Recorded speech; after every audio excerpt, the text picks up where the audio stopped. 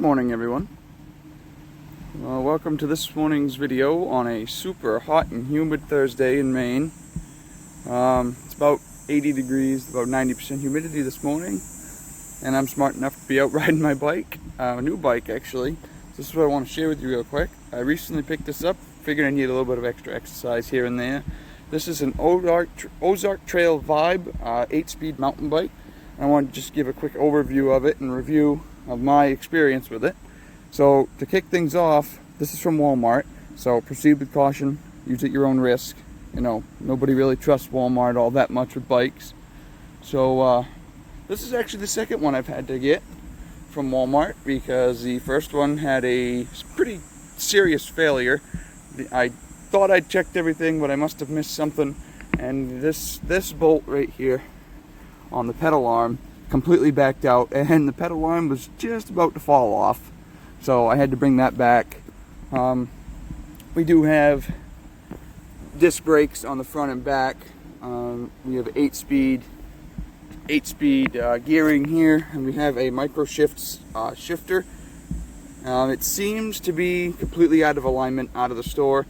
I have fixed that. It took me about an hour and a half tinkering with this thing to get it in alignment to shift smoothly. And of course, it does come with these 27.5-inch, fairly grippy tires. Not bad. You can see it's a nice black aluminum finish work on there. The seat is just very uncomfortable. I don't know if it's just because I'm not used to it, but it is very uncomfortable. It's like sitting on a board. Single speed in the front. Plastic pedals. I do plan on putting metal ones on it eventually.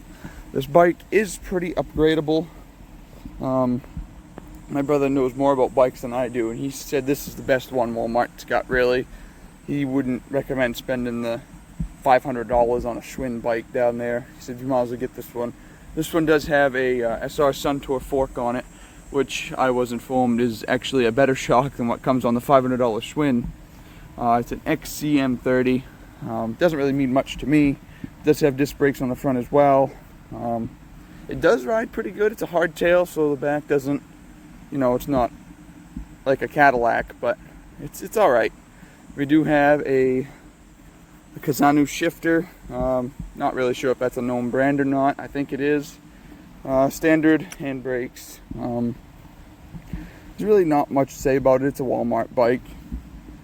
Really, I don't know what to say about it. I had issues with it. This is the second one I've had already. The other one maybe made it 10 miles. I haven't really rode it on the mountain bikes trails either, just on the road more so, just breaking it in, make sure nothing's gonna fall apart on me. And I really don't know what to say, honestly, but I know I had issues with it. All the bolts on the brakes were out of alignment, out of adjustment. They weren't even tight. The axle nuts were completely loose. They went like 2 turns before they were tight. The pedals, even on the second one, were both loose. The seat clamp was loose. So if you buy a bike from Walmart, just make darn sure that you go over it before you ride it, because if I would have rode that without testing it, I probably would have got hurt. Walmart really should be ashamed of themselves for selling bikes to, especially, you know, some of those bikes are made for kids, and you know they're not assembled well. Look at this one, for example. Yeah, Walmart should be ashamed of themselves. They should have somebody who knows what they're doing in every store to assemble bikes. Clearly somebody didn't know. The thing was, the first one was so far out of adjustment on the derailleur, I couldn't even get it to shift below 4th. I was wondering why I was pedaling so hard, and then I said, yeah, I guess I better adjust it.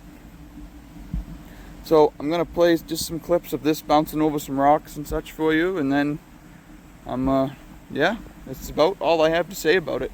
It's just that proceed with caution from Walmart, and just make sure everything's tight and well snugged down.